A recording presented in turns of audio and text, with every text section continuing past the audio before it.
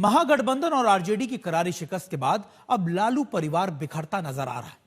तेजस्वी और उनके सलाहकारों पर गंभीर आरोप लगाकर उनकी बहन रोहिणी आचार्य पटना से दिल्ली पहुंच गई, तो उनकी तीनों बहनें भी दिल्ली चली आई। दिल्ली पहुंचते ही रोहिणी ने लालू और राबड़ी की तारीफ की, साथ ही भावुक होते हुए उन्होंने तमाम आरोपों को फिर से दोहराया।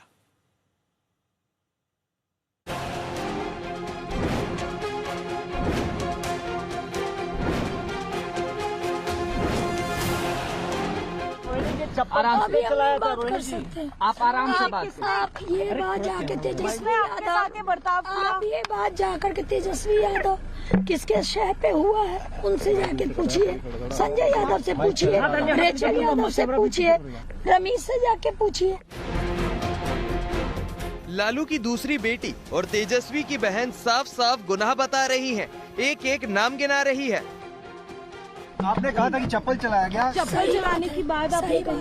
अब आप लोग जाकर के वहाँ इंक्वायरी कर लीजिए। सही बात है, रोहिणी जो बोलती है सच बोलती है, और जिसको भी कंडेम करना आकर के सामने मेरे सामने बैठवाए। रोहिणी आचार्य पटना से दिल्ली पहुंची तो वो भावुक दिखी। वो अपने भाई तेजस्वी और उनके सलाहकारों के बर्ताव से वो बेहद खफा है। 2 दिन पहले ही उन्होंने सोशल मीडिया पोस्ट के जरिए गंभीर आरोप लगाए। कहा कि एक बेटी, एक बहन, एक शादीशुदा महिला, एक मां को जलील किया गया, गालियां दी गई, मारने के लिए चप्पल उठाई गई। इस पोस्ट के करीब घंटे भर बाद दूसरे पोस्ट में उन्होंने और भी आरोप लगाए। उन्होंने लिखा, मुझे गालियों के साथ बोला गया कि मैं गंदी हूँ और मैंने अपने पिता को अपनी गंदी किडनी लगवा दी। करोड़ों रुपए लिए, टिकट लिया, तब गंदी किडनी लगवाई।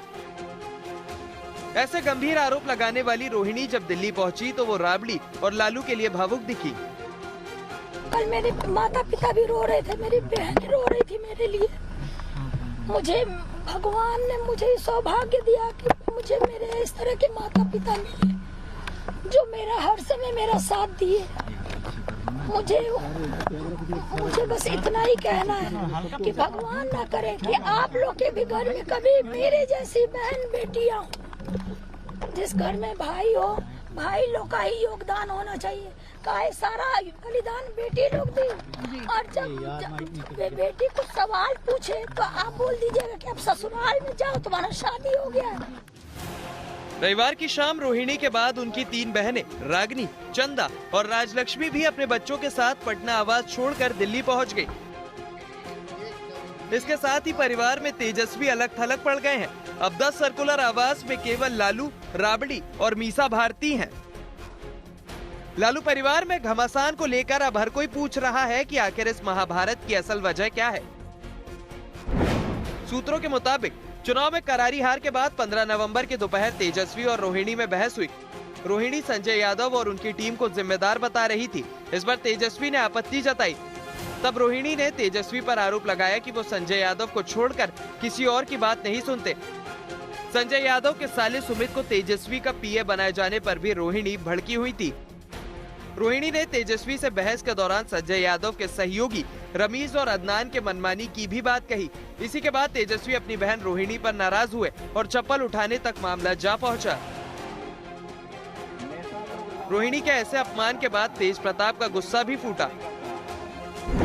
उन्होंने कहा कि मेरे साथ जो हुआ वो मैं सह गया, लेकिन मेरी बहन के साथ जो अपमान हुआ है वो किसी भी हाल में असहनीय है। इसका परिणाम बेहद भयावह होगा। लालू को संबोधित करते हुए उन्होंने लिखा है कि एक संकेत दीजिए, आपका केवल एक इशारा और बिहार की जनता इन जयचंदों को जमीन में गाड़ देने का काम खुद कर देगी। रोहिणी से ऐसे बर्ताव को लेकर बिहार में सियासत तेज हो गई है। शशि भूषण कुमार, पटना, आज तक। लालू परिवार में रोहिणी के अपमान को लेकर बीजेपी ने सवाल उठाए। पार्टी ने कहा कि जिस परिवार में बहू बेटियों को के बाल पकड़कर चप्पल से पीटा जाता है, सोचिए लोग अगर सत्ता में आ जाते तो बिहार की बहन बेटियों के साथ कैसा सलूक करते।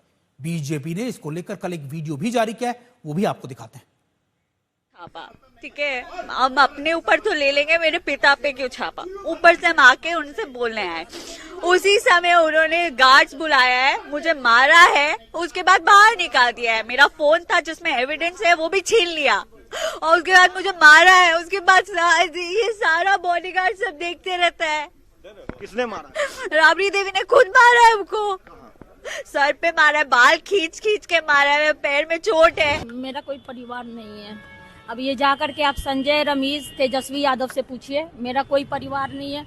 वही लोग निकाला है हमको परिवार से, क्योंकि रिस्पॉन्सिबिलिटी लेना नहीं है उनको।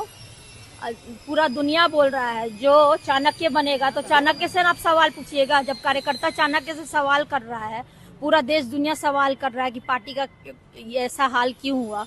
अब जब संजय और रमीज इन लोग का नाम लीजिए तो आपको घर से निकाल दिया जाएगा, आपको बदनाम किया जाएगा, आपको गाली दिलवाया जाएगा, आपके ऊपर चप्पल उठा करके मारा जाएगा। छापा, ठीक है, हम अपने ऊपर तो ले।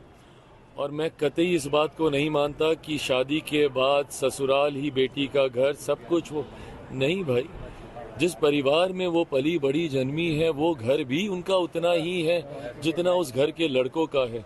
मैं कतई इस रूढ़िवादी सोच का मैं समर्थन नहीं करता कि शादी के बाद बेटियां पराई हो जाती हैं। बेटियों का मायका भी उनका उतना ही है जितना उस घर में बेटों का है, और उनका ससुराल भी उनका उतना ही परिवार है जितना उस ससुराल के बेटों का है। वो घर का बेटी है, भगनी भी है। कोई भी अगर कोई बात बोला है तो उसको मैं गलत ठहराता हूँ। उसको खुद जो है अधिकार है, बेटी भी है घर का, उसको पूरा अधिकार है कोई चीज़ भी बोलने का, कहने का, सुनने का।